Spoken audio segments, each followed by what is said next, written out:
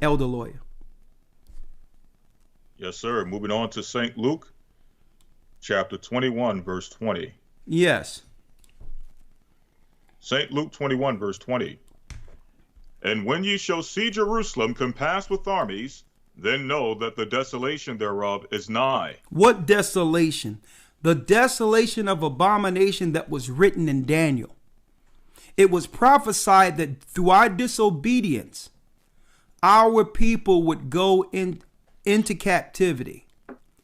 We would be scattered throughout the four corners of the earth and there lose our true identity and purpose. Only for a time, though, because it was in the book of Hosea, the great awakening we're under now was prophesied that we would be revived from the dead and realize that we weren't meant to serve others. We weren't born to serve. Our mother and father were free, and that's Abraham and Sarah.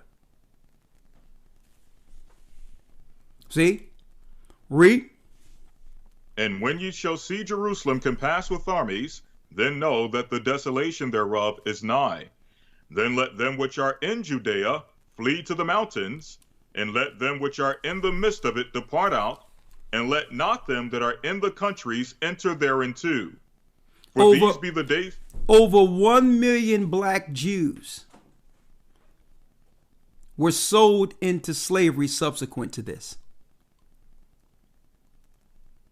The majority of us ran into parts of Africa for refuge, the same areas where the disciples had churches established.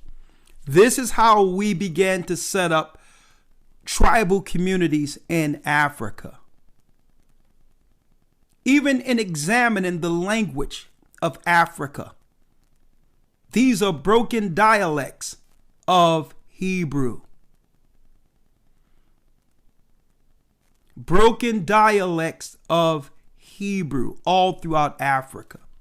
So it's deeper than just the Igbo tribe to make you believe there's just one little segment of Africa who are Jews. The whole Africa. I'm talking about 80 to 90% of those that have inhabited Africa are from the original Hebrews. And the mistake our people make here in America, they try to hustle Africa to the ignorant, not realizing how we got there. But I'm glad through the Spirit of the Almighty, that thing is fizzling out. Africanism, dashikis, ankhs, all that stuff isn't going to give you the information you need to fight against this unseen hand. Finish reading, Elder Lawyer. Verse number 22. For these be the days of vengeance, that all things which are written may be fulfilled. But woe unto them that are with child, and to them that give suck in those days. It says, woe to them that are with child and give suck in those days. Why? Because even back then, their programs are aimed towards destroying our children, chemically and otherwise. There's nothing new under the sun. They're using the same agendas as ancient Egypt. That's why they use the pyramid as their emblem for the one world order. On their dollar bill, you see the Great Pyramid there. They're using the same agendas of ancient Egypt, ancient Babylon. The same science, the same psychology, the same sorcery. See? And even till this day, what's going on? You got it. You can't go to the hospital and have a baby without fighting tooth and nail to protect that child from something being injected in that child.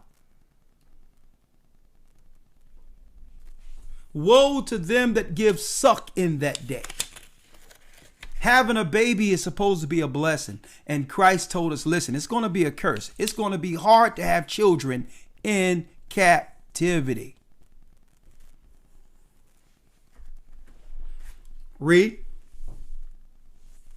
Verse number 23. But woe unto them that are with child in those days, or with child, and to them that give suck in those days.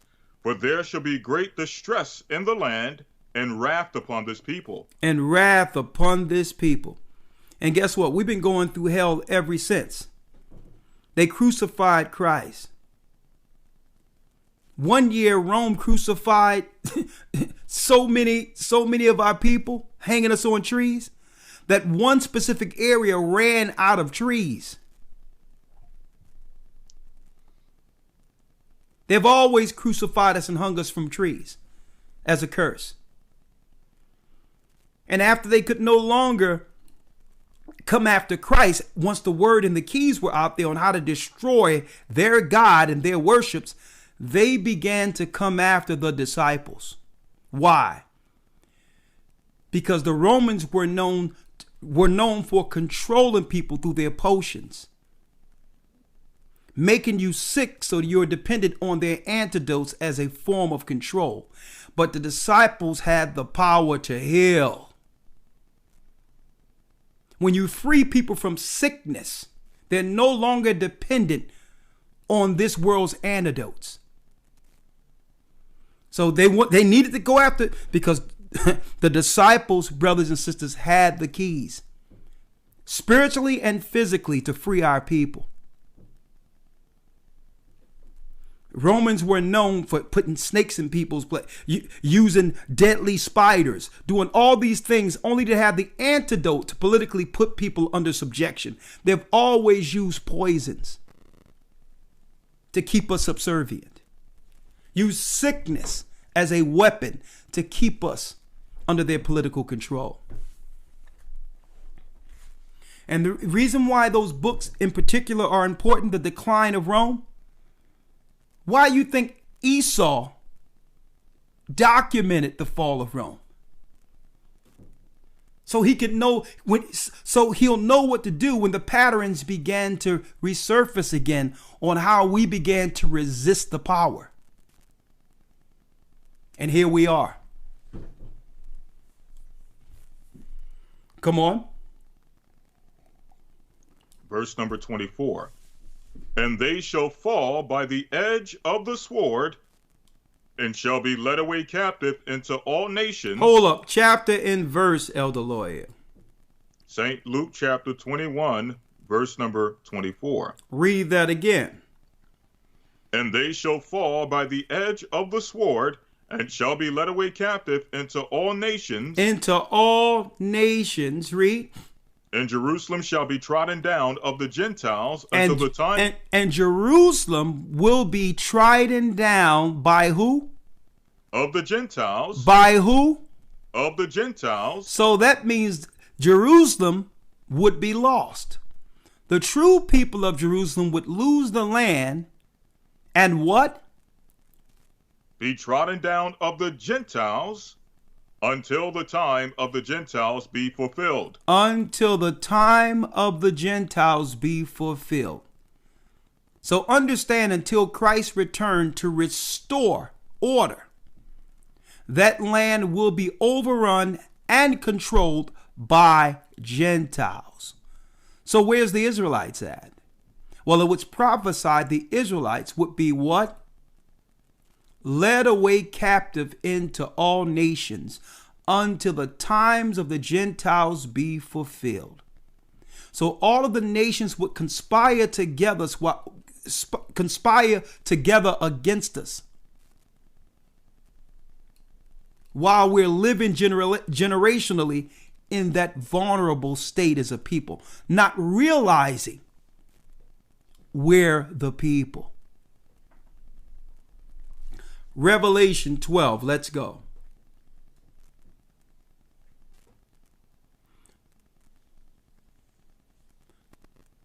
Revelation chapter 12, verse 1. Come on. And there appeared a great wonder in heaven, a woman clothed with the sun and the moon under her feet, and upon her head a crown of 12 stars, and she being with child, travailing in birth, in pain to be delivered. In pain to be delivered.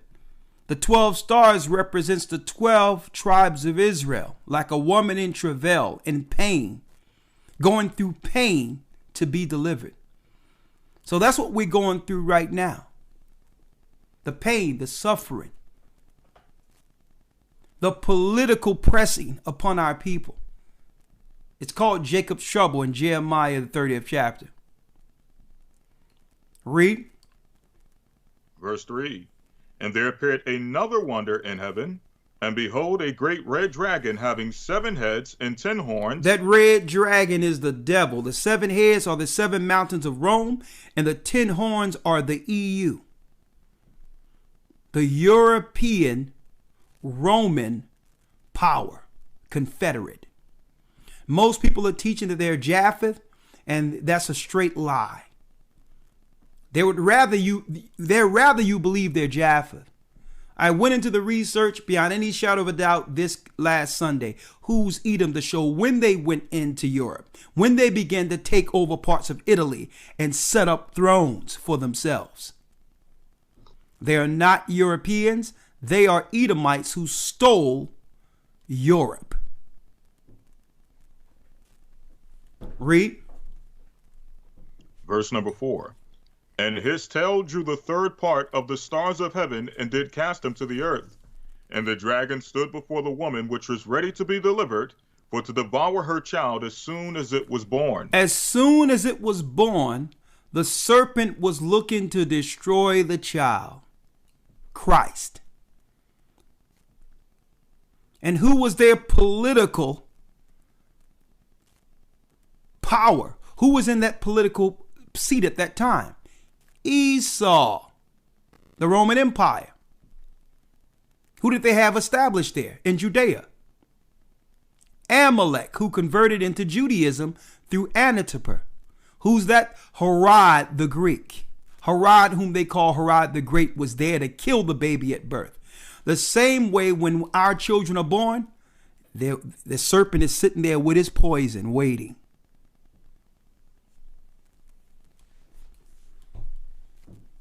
Read.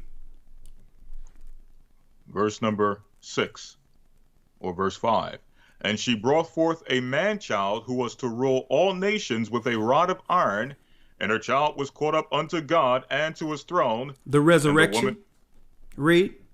And the woman fled into the wilderness, where she hath a place prepared of God, that they should feed her there 1,260 days. And there was war in heaven. Michael and his angels fought against the dragon, and the dragon fought and his angels, and prevailed not, neither was their place found any more in heaven. And the great dragon was cast out, that old serpent called the devil and Satan, which deceiveth the whole world. He was cast out into the earth, and his angels were cast out with him. Come on. And I heard a loud voice saying in heaven, Now is come salvation and strength, and the kingdom of our God, and the power of his Christ, for the accuser of our brethren is cast down, which accused them before our God day and night. So when Christ went to the throne, he shed his blood on the heavenly tables. And by doing so, time started speeding up on earth against Satan and his ministers. And it was prophesied in 2 days he would revive us and we would live in his sight. That the Most High would begin to bring back the remembrance of our forefathers.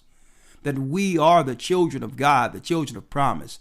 We were free people. We were meant to be free. And it's our sins that have us bound. And if we break the sin and stop sinning like our forefathers did, we receive, that's right, the promise of sons. Only then can we begin to clean up ourselves and start over righteously, protected under the wings of the Almighty. Listen to what I'm showing you here. So Christ made that hedge for those who believe, but it comes with confessing your sin and being an enemy of sin. This is what it's all about. So a lot of people get